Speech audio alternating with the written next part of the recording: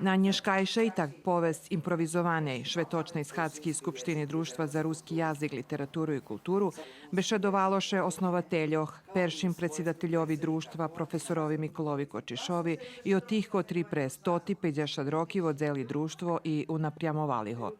За 2021 rok zaplanovane že otrima stretnuce školo kotre malo buco trimane u Vukovaru i Petrovcoh, a nje realizovane je pre epidemiologinu situaciju.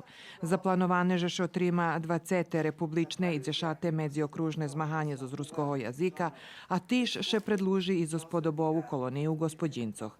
Budzeše namahac obnovic učenje ruskoho jazika u Subotici i Srimske Mitrovici, a tiše budu vidavac i novi knjiški. Nedavno nam umar skorejši predsjedateljstva Janko Barna. On pisal o salašoh, ruskih salašoh i salašskih školoh, takže mi už máme i predkladanje jeho familiji i supruhi, že nam pomože finansijno, že bi še ta knjiška vydala. Tiž tak u ediciji obrazovanje planujeme vidas peršu knjišku Blaženki Homa Svetković z oblasti jazika.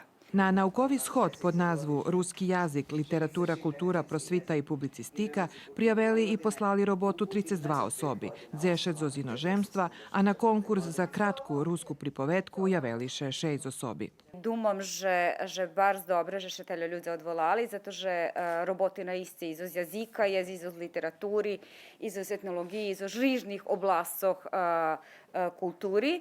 I očigledno, že ljudje žadajú i su sotrudovac i na taki sposob. Roboti z naukovoho shodu čitatelje hodni prečitac u Ruteniki číslo 26.